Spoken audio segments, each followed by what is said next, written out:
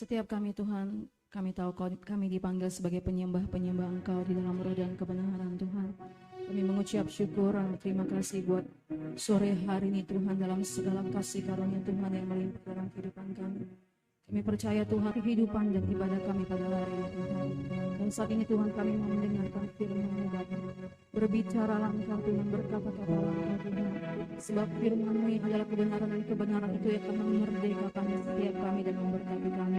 Berkati semua kami Tuhan, dari barisan paling depan sampai dengan belakang, dan segala penjuru kiri kanan depan belakang Tuhan. Biar hadirat-Mu, lawatan Tuhan dan Engkau sendiri Kristus Yesus Tuhan yang ditinggikan dalam kehidupan kami.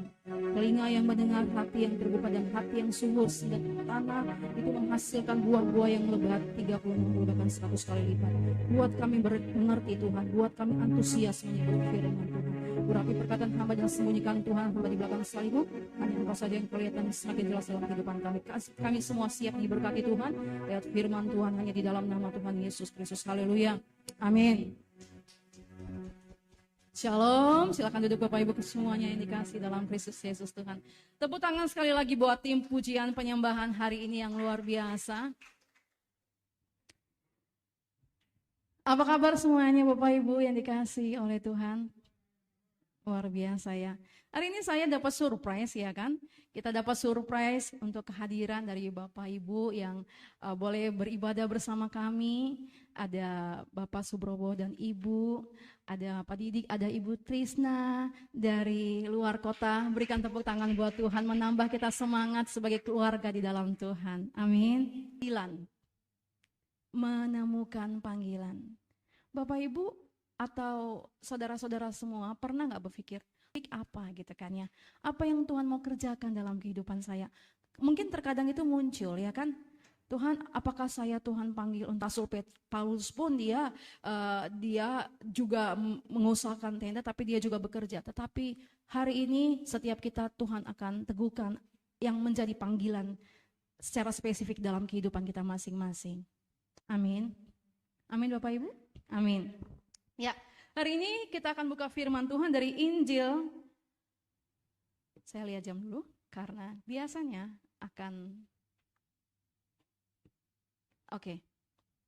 Injil Matius 13 ayat 31 sampai 35.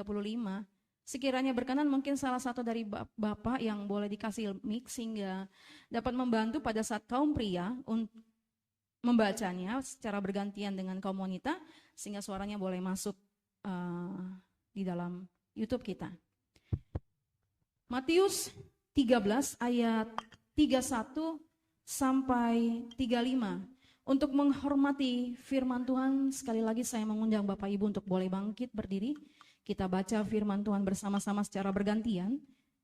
Ayat 31, ayat ganjil akan dibaca oleh kaum pria dan genap dibaca oleh kaum wanita. Perumpamaan tentang biji sesawi dan ragi. Silakan ayat 31. Yesus membentangkan suatu perumpamaan lain lagi kepada mereka. Katanya, hal kerajaan sorga itu seumpama biji sesawi yang diambil dan ditaburkan orang di ladangnya. 32. Memang biji itu yang paling kecil dari segala jenis benih. Tetapi apabila sudah tumbuh, sesawi itu lebih besar daripada sayuran yang lain, bahkan menjadi pohon sehingga burung-burung di udara datang bersarang pada cabang-cabangnya. Dan ia menceritakan perumpamaan ini juga kepada mereka. Hal kerajaan sorga itu seumpama ragi yang diambil seorang perempuan dan diaduk ke dalam tepung terigu 3 sukat, sampai kamir seluruhnya. Semuanya itu disampaikan Yesus kepada orang banyak dalam perumpamaan, dan tanpa perumpamaan suatu pun tidak disampaikannya kepada mereka. Secara bersama-sama ayat 35. Supaya genaplah firman yang disampaikan oleh Nabi, aku mau membuka mulutku mengatakan perumpamaan. Aku mau mengucapkan hal yang tersembunyi sejak dunia dijadikan. Amin. Silakan duduk Bapak Ibu yang dikasihi oleh Tuhan Yesus Kristus. Perikop kita adalah mengenai perumpamaan tentang biji sesawi dan ragi. Dan Bapak Ibu nanti bisa baca untuk Yehezkiel 17 ayat 22 sampai 23 boleh di rumah. Digambarkan mengenai bahwa hal kerajaan surga itu seumpama biji sesawi yang diambil dan ditaburkan orang.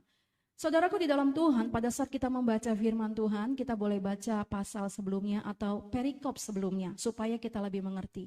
Dan kalau Bapak Ibu membaca firman Tuhan, seringkali Yesus menyampaikan khotbahnya dengan gambaran perumpamaan. Benar ya Bapak Ibu ya? Kalau di ayat 1 dari Injil Matius 13 itu perikopnya perumpamaan tentang seorang penabur. Jadi digambarkan dalam ayat 1 itu ada 4 gambaran mengenai penabur dan taburan. Jadi pertama, penabur menaburkan benih dan benih itu jatuh di pinggir jalan dan burung-burung memakannya sehingga habis semuanya. Bapak Ibu nanti bisa baca di Injil Matius 13 ayat 1 sampai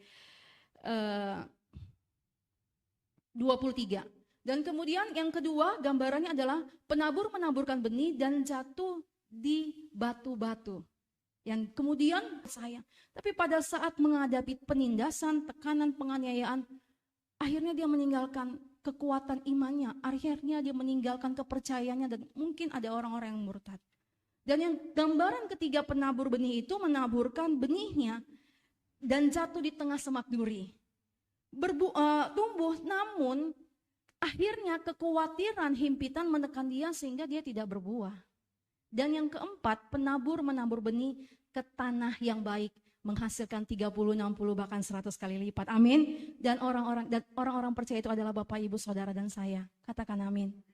Saudara dibawa ke sini, saudara mengenal Tuhan, mempercayai Tuhan Yesus, mengasihi dan melayani Tuhan, itu karena Tuhan. Amin. Nah, kembali lagi kita kepada temanya, pembacaan dari Matius 13 ayat 31 sampai 5 mengenai biji sesawi. Bapak Ibu di sini yang punya pohon, misalnya pohon jeruk, pohon mangga, pernah nanam pohon? Ada?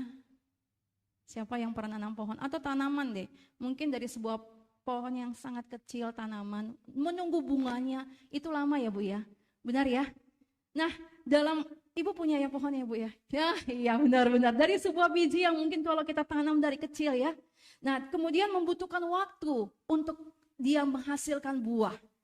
Jadi proses itu ada dari kecil, besar dan kemudian mengembang. Dan dikatakan di sini, hal kerajaan surga itu seumpama biji sesawi yang diambil dan ditaburkan orang. Saudara, kemarin itu saya punya biji sesawi, tapi hilang karena ada teman hamba Tuhan gembala ngasih saya, ini biji sesawi. Saya lihat kecil banget. Bapak Ibu pasti sudah pernah lihat ya, biji sesawi ya. Udah pernah, kecil banget. Diameternya dari biji sesawi itu adalah diameternya kurang dari 1 mm. Betapa kecil banget ya. Ketumbar kecil ya Bu ya. 1/5 kali ya biji sesawi itu. Tetapi ternyata biji sesawi itu dalam arti menjadi sayuran yang lebih besar daripada sayuran yang lainnya. Bahkan dikatakan menjadi pohon di mana burung-burung dapat bersarang. Nah, apa yang kita dapat dari hal ini saudaraku, dari firman Tuhan yang kita baca mengenai biji sesawi? Dalam sebuah pertumbuhan pohon yang kita tanam atau bunga yang kita tanam, kita juga harus mengairinya, benar nggak? Bahkan butuh cahaya matahari atau mungkin kita kasih pupuk dan kita berusaha menjaganya supaya tidak kena hama, benar nggak Ibu? Benar nggak ya? Berarti ada proses, itu tanaman, apalagi kita. Makanya dalam kehidupan perjalanan kita lalui, ada air mata, ada tantangan, ada sakit hati, ada problem hidup, ada masalah keluarga, rumah tangga. Tetapi di dalam Tuhan kita lebih daripada pemenang. Bukan karena kekuatan saudara, tapi waktu yang cukup panjang, cukup lama. Mungkin kita mengenal Tuhan setelah usia 30-an. Mungkin kita mengenal usia 40-an. Atau mungkin kita mengenal sejak kita dari remaja usia belasan atau 20 tahun. Tetapi semuanya di dalamnya ada Tuhan. Katakan amin. Selama kita tidak meninggalkan Tuhan, maka Tuhan akan memberikan kita pertumbuhan dan menghasilkan buah-buah yang semakin lebat.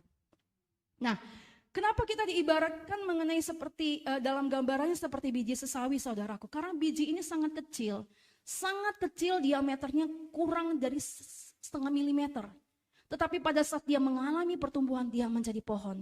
Terkadang dalam kehidupan orang-orang percaya seringkali berkata, aduh saya nggak ada artinya, apalah tujuan hidup saya, aduh keluarga saya berantakan, aduh rumah tangga saya, aduh gimana, aduh semuanya aduh. Tetapi pada saat kita tetap memegang Tuhan, yang kecil itu, yang tidak bernilai itu, menjadi pohon yang besar, menjadi sesuatu yang mulia dan menjadi berkat. Katakan amin. Sapa kanan kiri, tetap kuat di dalam Tuhan. Tuhan punya rencana yang besar, sekalipun saat ini engkau belum melihatnya. Amin. Tuhan punya rencana yang indah dan mulia, sekalipun sepertinya, tidak mungkin. Tapi firman Tuhan berkata, bagi Tuhan tidak ada yang mustahil. Nah, dikatakan lagi dalam gambarannya, Yesus itu menceritakan perumpamaan bahwa hal kerajaan surga itu seperti ragi. Bapak ibu atau ibu-ibu, siapa di sini pernah buat roti? Ya, buat roti ya. Bahkan seorang chef ya kan, untuk contoh sederhana mungkin Bapak Ibu beli martabak telur, ada kalanya kan ya, dipukul gitu ya, dibanting ya. Benar nggak? Buat roti aja, supaya roti itu enak, kadang bukan hanya sekedar diaduk, benar nggak Pak? Tapi dibanting supaya menghasilkan roti yang enak. Nah saudara, dan saya mungkin sepertinya saya kayaknya nggak perhatikan Tuhan. Kayaknya saya dibanting, kayaknya dihajar. Tapi firman Tuhan katakan, barang siapa ku kasihi, ia ku tegur dan ku hajar. Oleh karena itu relakan hatimu dan bertobat. Amin. Nah, roti aja untuk menghasilkan roti yang enak bukan hanya sekedar diaduk. Tapi dibanting dia berhasil, maka menjadi roti yang enak, mengembang, berhasil. Nggak bantet. Maka saat kita tetap bergantung kepada Tuhan, iman kita nggak kerdil, iman kita nggak bantet, tapi menghasilkan hal-hal yang luar biasa. Katakan amin. Ada firman Tuhan mengatakan iman sebesar biji sesawi sanggup memindahkan gunung. Tetapi sesungguhnya anak-anak Tuhan kita juga perlu memiliki iman yang benar.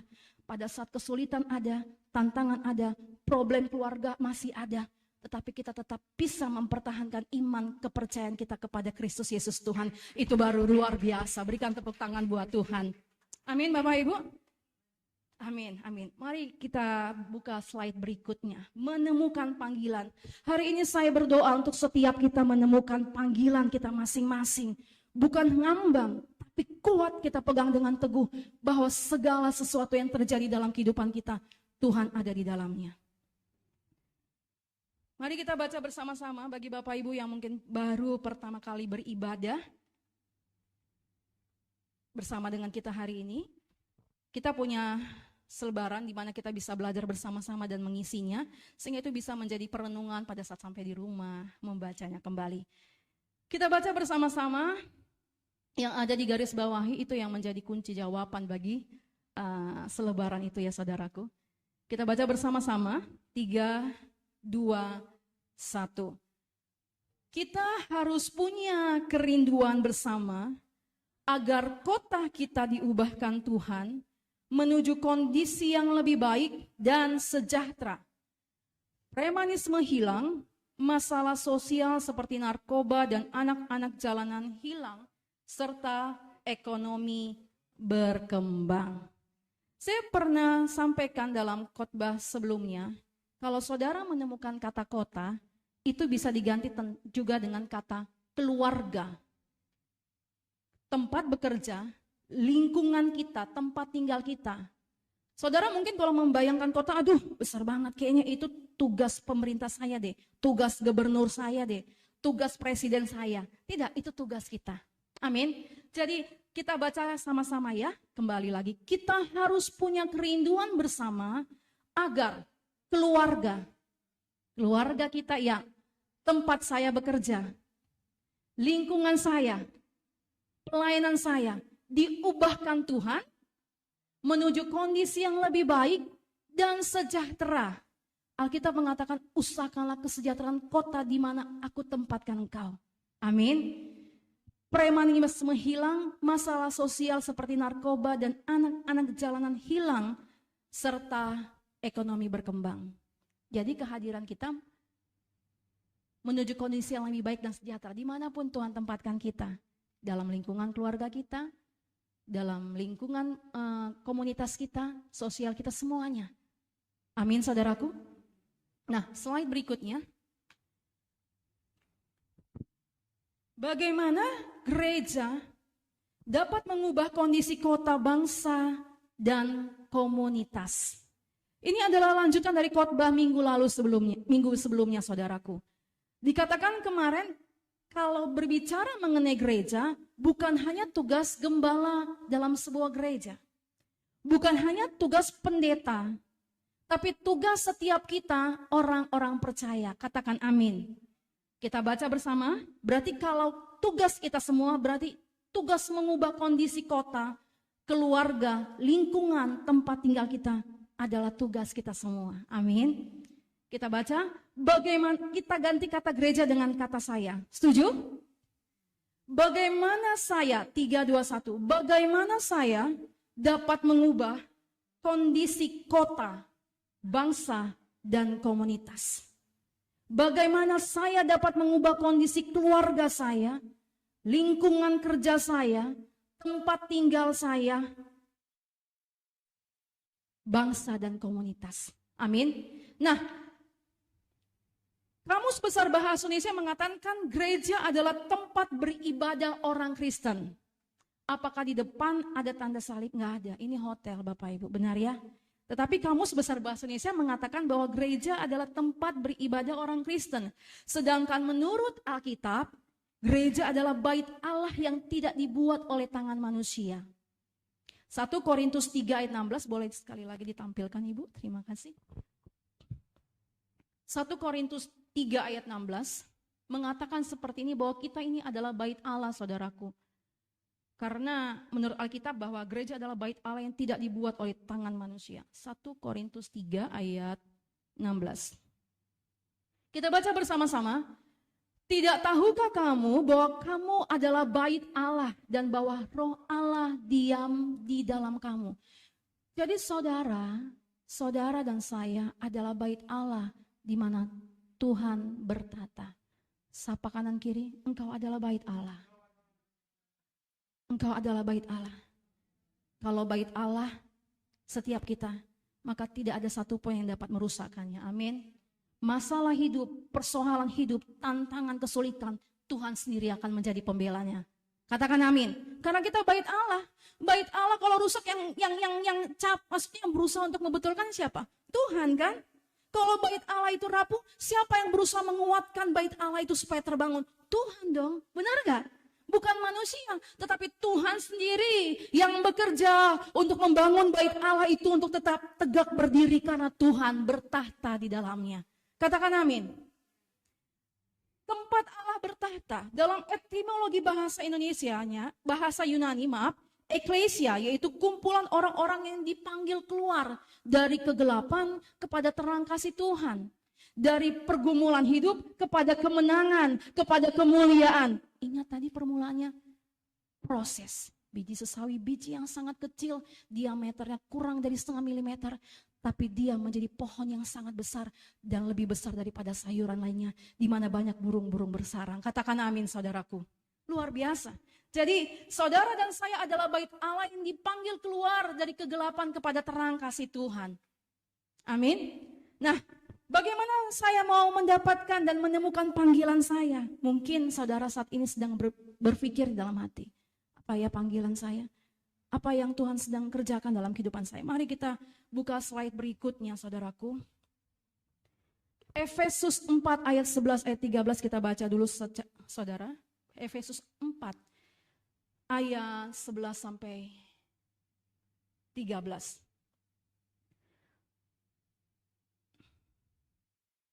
Kita baca 3, 2, 1.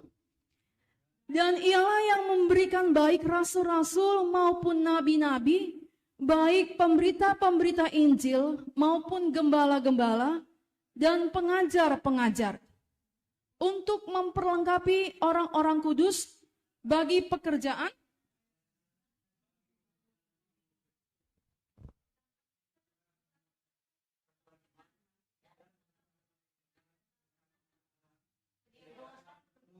dan tingkat pertumbuhan yang sesuai dengan kepenuhan Kristus.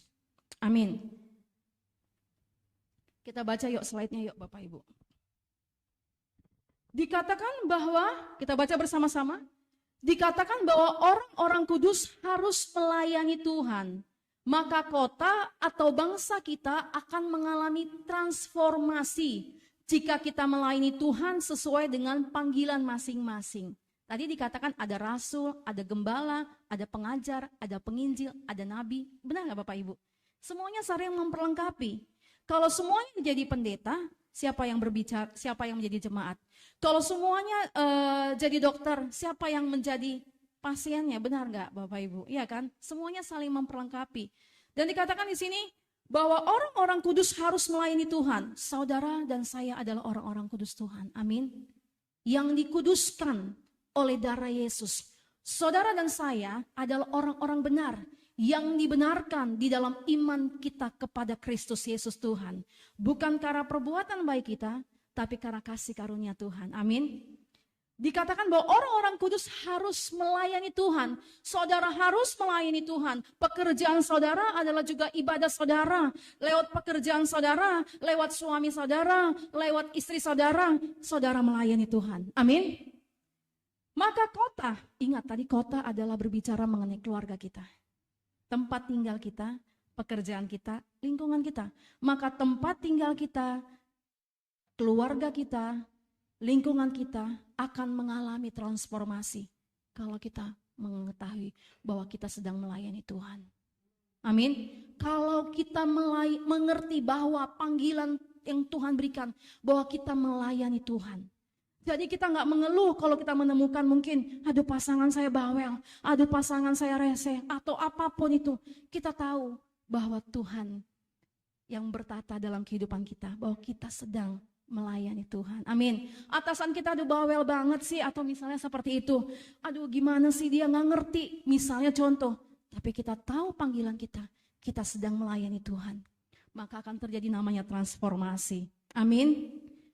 Maka kota atau bangsa kita akan mengalami transformasi jika kita melayani Tuhan sesuai dengan panggilan masing-masing. Sapa kanan kiri, ayo lebih semangat melayani Tuhan. Amin. Semangat melayani Tuhan. Nah, cara menemukan panggilan. Ada 5 cara dalam menemukan panggilan setiap kita masing-masing, saudaraku. Ada 5 cara menemukan panggilan bagi setiap kita. Kita baca bersama-sama, 3, 2, 1. Personal spiritual growth. Kita dapat menemukan panggilan hidup melalui pertumbuhan rohani secara pribadi. Pengalaman masa lalu, orang yang pernah kehilangan anak akan memiliki dorongan yang kuat untuk memperhatikan dan mengadopsi anak-anak yang terlantar. Perasaan yang diciptakan Tuhan dapat menumbuhkan rasa keprihatinan terhadap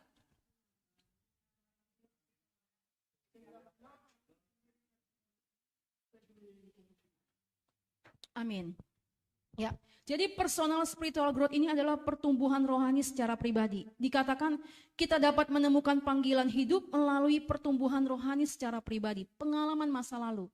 Saya nggak tahu pengalaman masa lalu saudara masing-masing.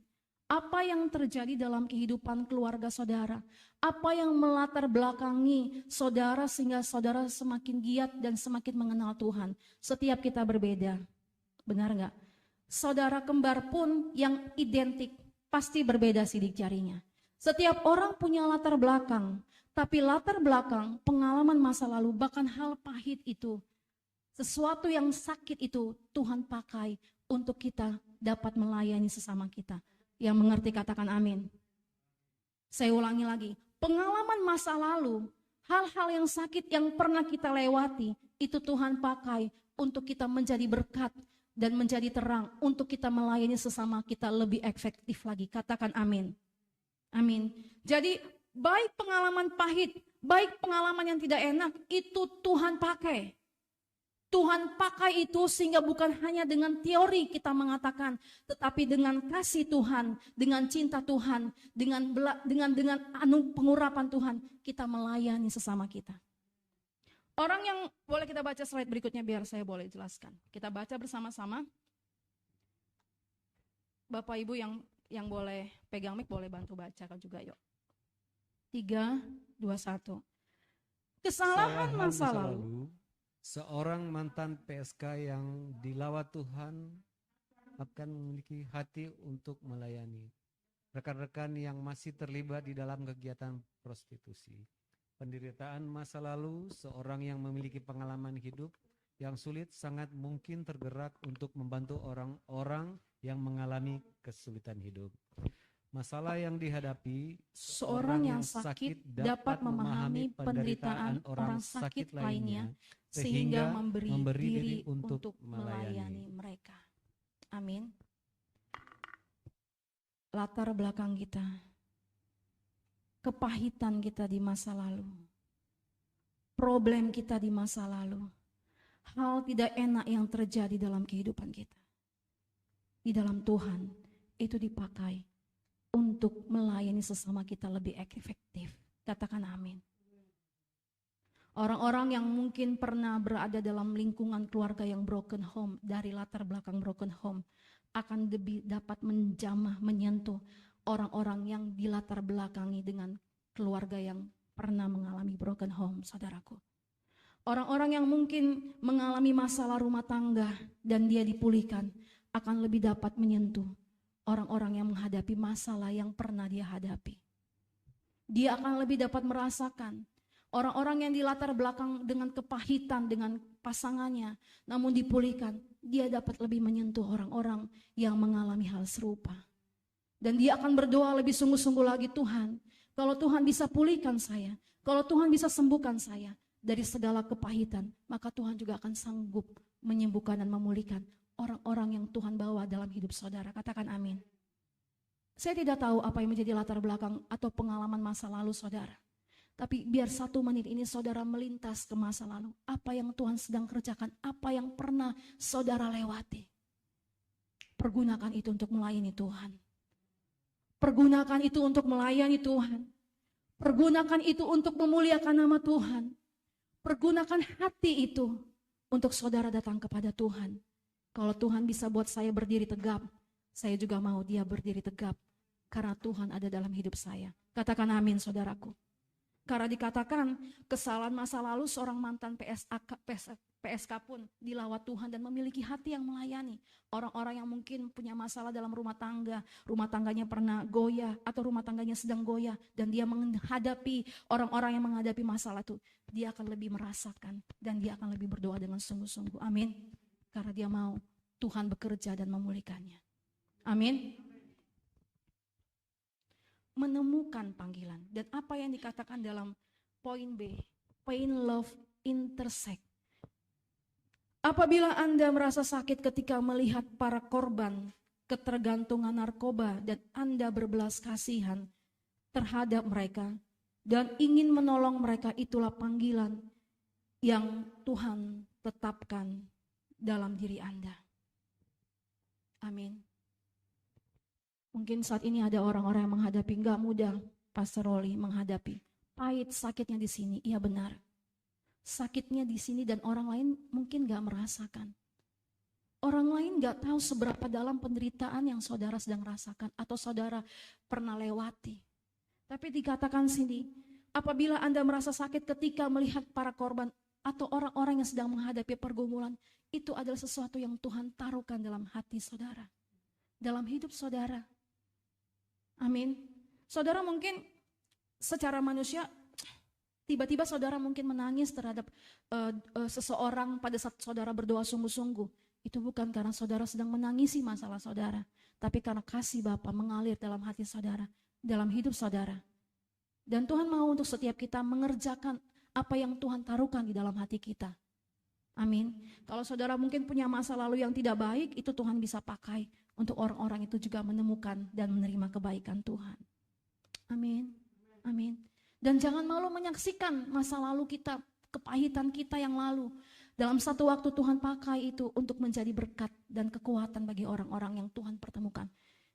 Saya menghayati saudaraku, saya menyadari dan merenungkan diri saya gitu.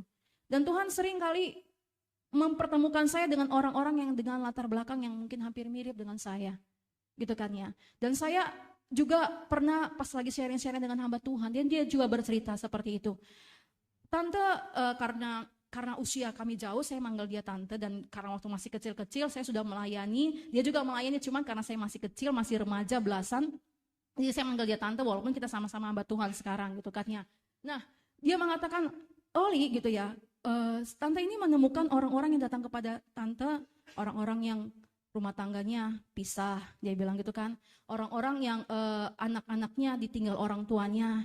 Dia memperkatakan seperti itu. Dan melayani, atau orang-orang yang disakiti oleh pasangannya. Tetapi itu Tuhan pakai untuk nama Tuhan Yesus dipermuliakan. Amin. Untuk jiwa-jiwa dimenangkan dan dikuatkan di dalam Tuhan. Jadi sadarilah bahwa setiap masa lalu kita, kepahitan kita, Tuhan pulihkan, itu jadi berkat. Katakan, hidup saya jadi berkat. Kita taruh di tangan kita, di dada kita. Hidup saya jadi berkat untuk orang lain. Amin. Amin. Tidak ada segala sesuatu yang terjadi melebihi kekuatan Bapak Ibu. Tidak ada segala sesuatu yang terjadi tanpa Tuhan melihatnya dan menyaringnya. Kalau saudara diizinkan menghadapi persoalan, Tuhan tahu saudara mampu. Saudara kuat. Bahkan saudara tetap kuat di dalam Tuhan seperti tadi. Firman Tuhan yang ditaburkan tumbuh di tanah yang baik, menghasilkan 60 bahkan 100 kali lipat. Kalau saudara mengerti. Katakan yang mengerti, katakan amin. Amin. Passion.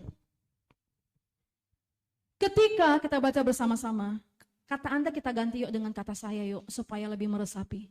Ketika saya memiliki passion untuk menyelesaikan satu masalah di suatu area tanpa adanya perintah, sekalipun saya tidak mendapatkan keuntungan di dalamnya, itulah panggilan yang Tuhan tetapkan bagi saya.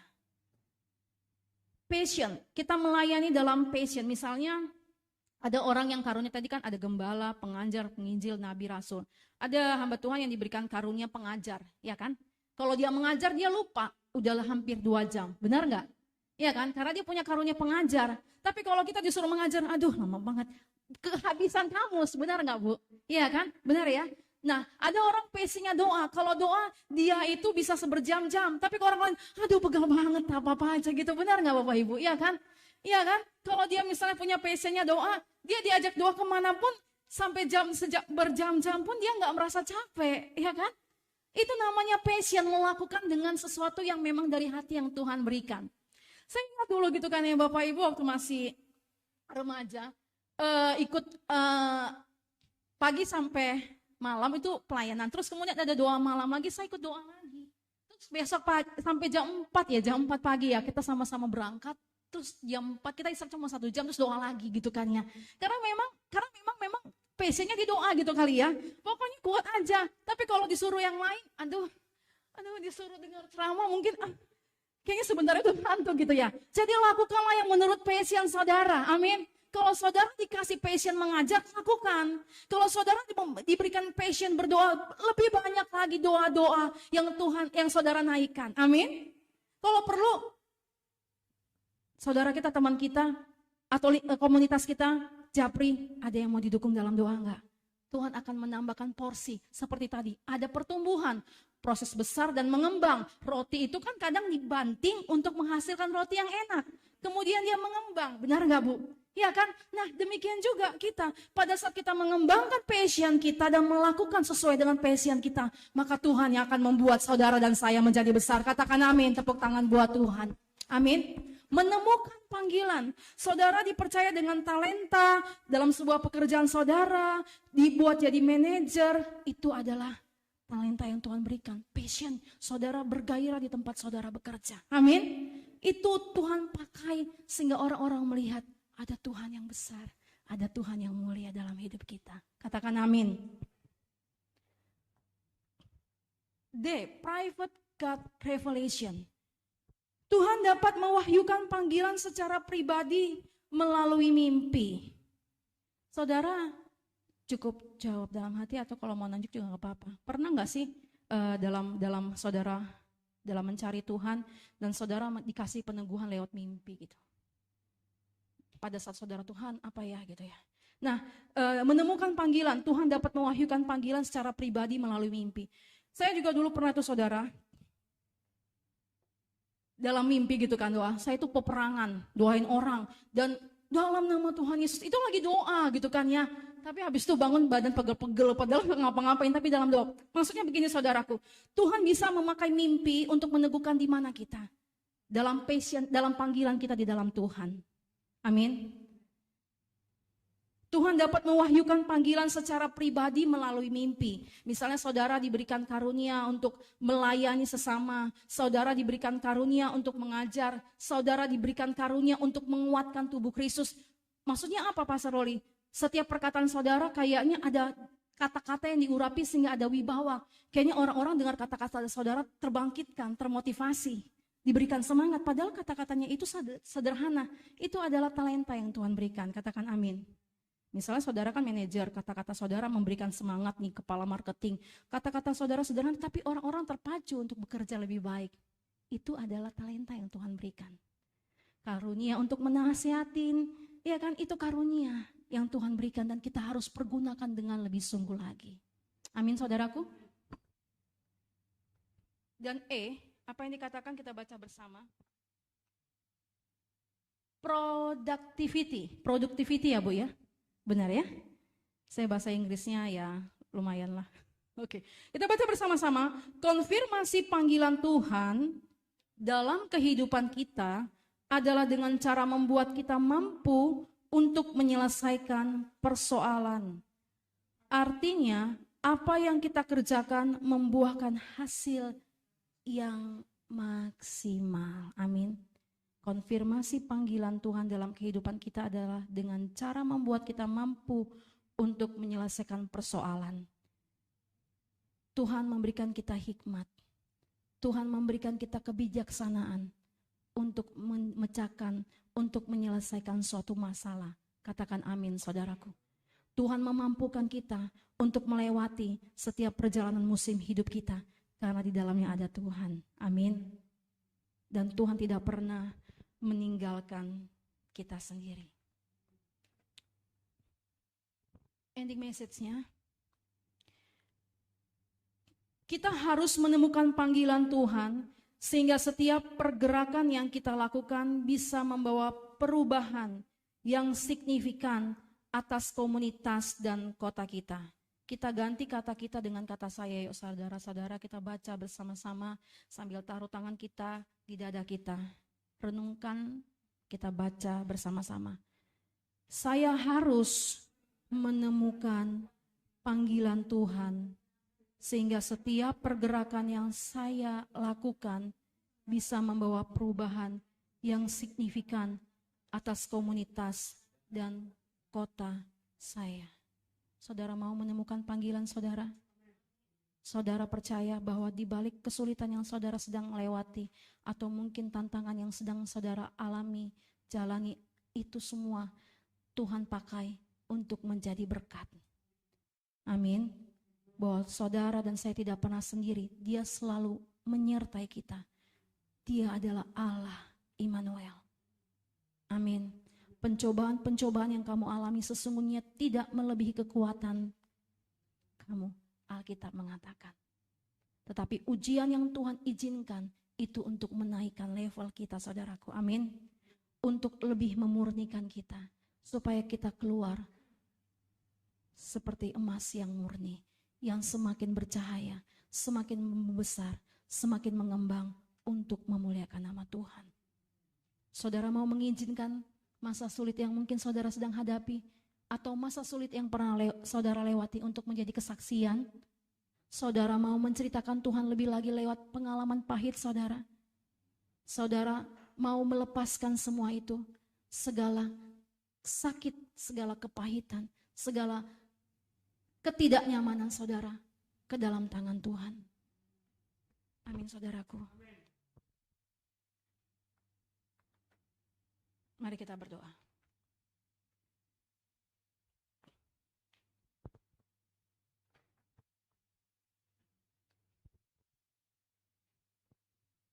Saya mengundang untuk pemusik boleh tampil dan kita Saya mengajak saudara untuk kita menyembah bersama-sama.